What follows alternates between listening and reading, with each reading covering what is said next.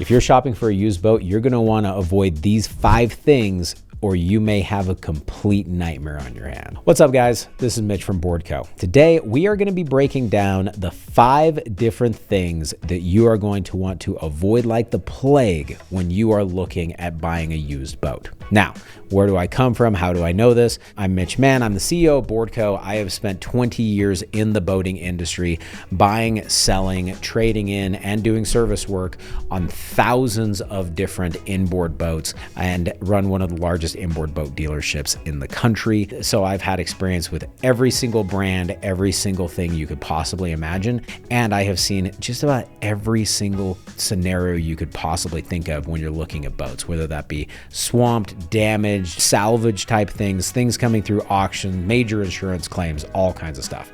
And there is a running thread with a number of the different boats that you're going to want to certainly avoid if you're in the boat market, to make sure that you don't have a complete lemon, or aren't going to have a boat that you're going to have an impossible time selling again in the future, or something that's just going to be an absolute nightmare and never work properly for you. So with that said, let's break down the top 5 things you're going to want to avoid. And number 1 is probably something you don't expect. Number 5, any boat that has been swamped or sunk.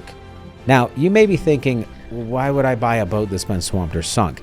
Chances are, if you're ever looking at one, you don't know that it's been swamped or sunk, because you can dress it up really nicely and never have any idea. So why do you care about a boat that's been swamped or sunk? The reason why is because though boats are designed to go into water, they're certainly not designed to go underwater. And there's a lot of different components in boats, whether that be stuff in the engine, the electronics, any kind of different components that are throughout the interior of the boat that are designed to potentially get wet from time to time, but they're certainly not designed to be completely submerged. And if they are designed to be able to get some water splashed on them or things, they've got protective covers on a lot of these different elements. Think the electronics and other different parts of the motor that is going to keep water out and away from the vital components that it could be damaged by water and by corrosion. The big downside that we end up seeing is if a boat has been swamped or sunk, that even though the boat starts up and runs, it is going to have a tendency to have long-term problems into the future. It's going to be a boat that is constantly a complete and utter disaster. And it's not major things like the boat won't run properly. It's like, oh, hey, your speedometer just went out. Hey, your trim plate is no longer working. Oh, what's this? Now you have this other element that goes out, or your starter starts failing, or your fuel pump starts failing. It's every single thing across the board. If you have a boat that has been swamped or sunk, the only way to ensure that it's going to work properly for you in the future is to completely gut the boat out from top to bottom. This is one reason why at Boardco, we can take boats that have been significantly damaged and we can deal with those, no problem at all. But we will not take a boat that has been swamped or sunk in on trade under any circumstances, because we don't want to sell that to the next owner and have them be dissatisfied with their experience. There's one thing that I could recommend, and that is if you've got a boat that's getting swamped or sunk, make sure it goes to the bottom of the lake and isn't something that just gets salvaged and reclaimed, but instead is a complete total job on the insurance. Next up, number 4, boats that have been run in saltwater. Now, this is very similar to the topic of boats that have been swamped or sunk. They're going to have continuous issues forever. Saltwater is extremely corrosive and really problematic. Now, when I'm talking about this, I'm not talking about that it's been in saltwater one time for 2 hours. I'm talking about a boat that is run continually in saltwater day in and day out, and is going to be not protected from all of the major elements and issues, not the least of which is actually salt in the air surrounding saltwater. So if you got a boat that's being used offshore in a ocean style environment, it's extremely damaging and corrosive, even if the boat isn't sitting in the water, if it's sitting by the water, or if it's sitting in a slip by the water. It's not even necessarily the saltwater running through the engine, though that can cause some problems.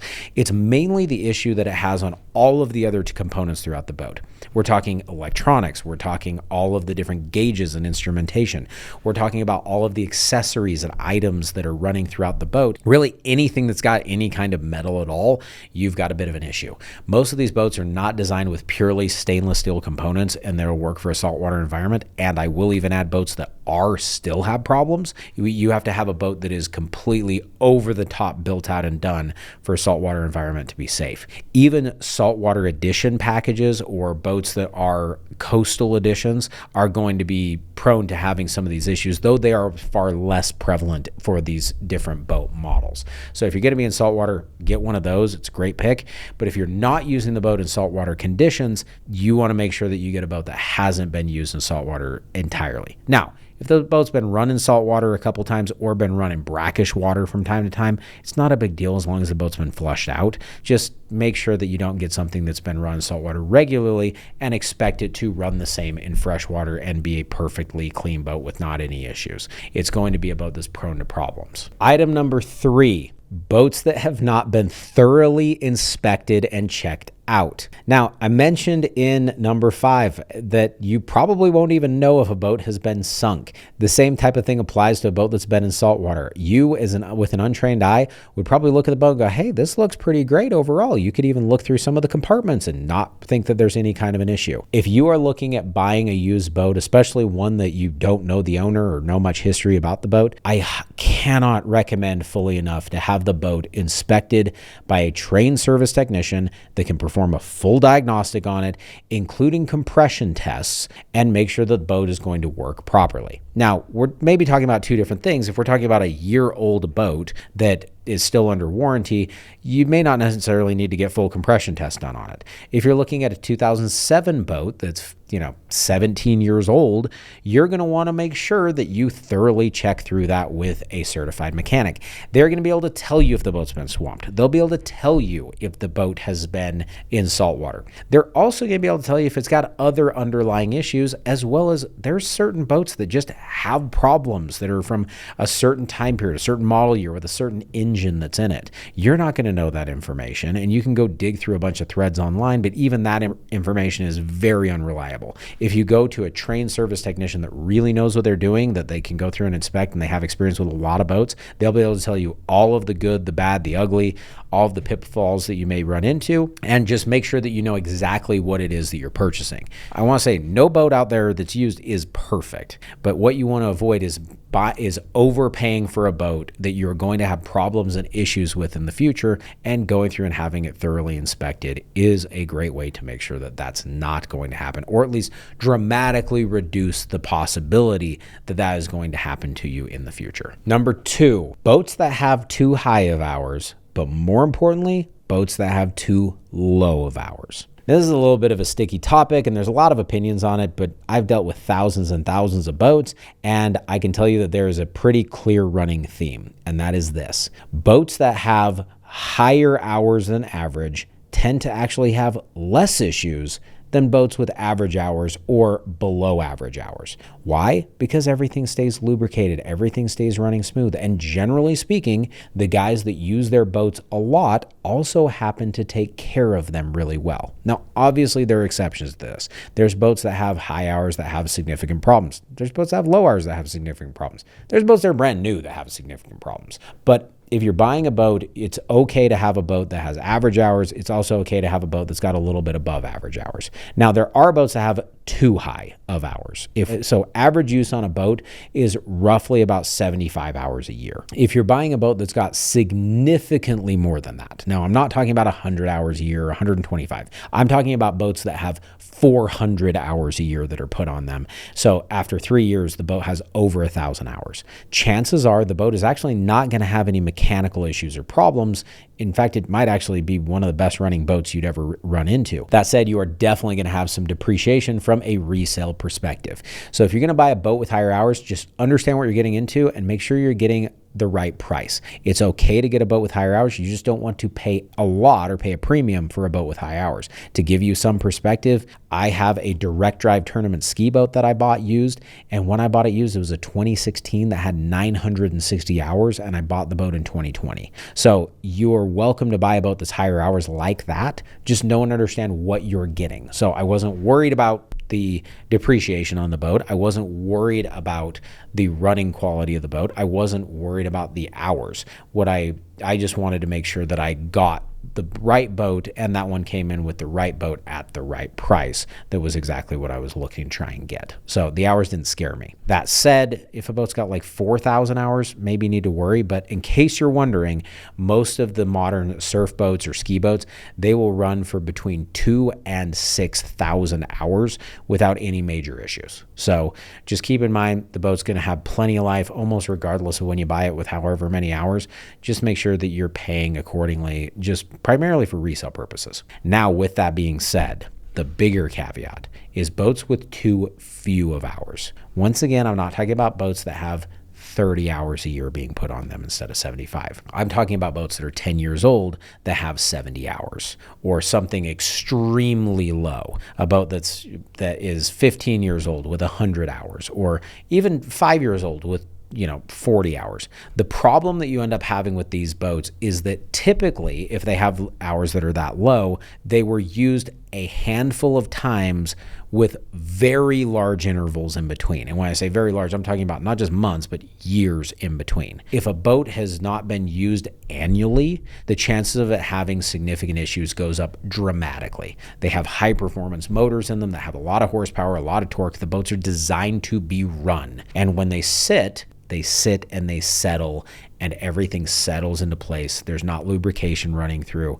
and generally speaking, they're not in the best of elements, and so they're going to be exposed to cold, exposed to heat, exposed to expansion and shrinking and all of these things over and over and over again without ever starting up and moving and getting these moving parts that are designed to move in motion. So the downside of that is that they're going to be prone to issues. Just like what I said with swamp boats, just like what I said about saltwater boats, boats that have not been used efficiently or been used often are going to be boats that have significant issues. So boats that have not been used very often at all are more prone to issues than boats that have an average number of hours. With that being said, that doesn't mean that you want to completely avoid a low hour boat. Just understand what you're maybe getting into and don't overpay for it. Oftentimes we end up seeing boats all the time that sell for way more than they should because they're 10 years old and have 150 hours, when in fact, to me, that's a little bit of a red flag. Last up, and number one,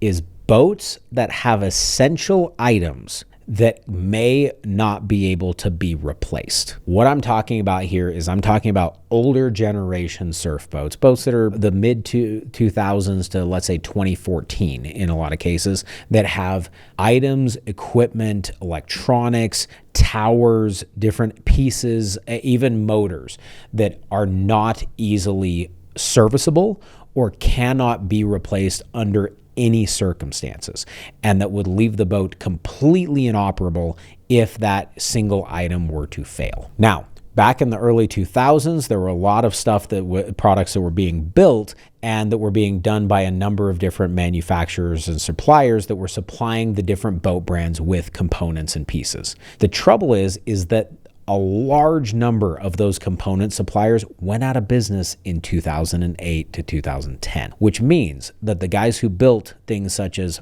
Malibu's Illusion Tower, as an example, are no longer in business, and getting a replacement for that piece is extremely difficult or expensive, or you will have to replace it with a completely separate and different item. So this is something that you just want to look at if you're looking at older boats, is going, are there any major components or pieces that would be a major problem if I ever needed to deal with or replace them? If we're talking about really old boats that are, let's say, $15,000, probably not as much of a concern. If you're going to be spending $50,000, $60,000, $70,000 on a boat, you probably want to look into it and just make sure that the boat that you're getting is not going to be one that's going to be prone to very significant problems in the future if a certain item is no longer operable. There's also certain components that you may not be able to service or replace, but that is not a major ordeal if that is the case. An example of this would be like a Centurion switchblade system. It was a system that was put on the boats from 2006 to about 2014 on a few boats.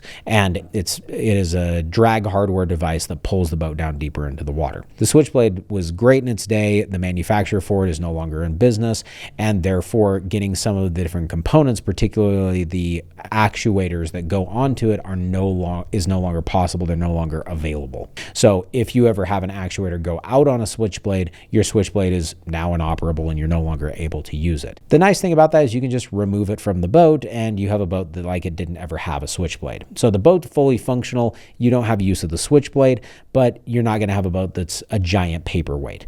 Where there's other different things such as 8.1 liter engines, different screen components, things like that are supplied by some different manufacturers, that if those things ever have a major issue, and some of them are prone to have issues, you are pretty much dealing with you having a giant 5,000 pound paperweight sitting in your driveway because the boat completely stops working. So you're going to want to avoid that one probably more than anything else that's on this list. So I hope this has been helpful. Like I said, you probably weren't expecting the very last one, but it's maybe the most important one to pay attention to. If you want to see more information like this, subscribe to our channel on YouTube, as well as check out boardco.com for more information. Once again, this is Mitch from Boardco. We'll see you later.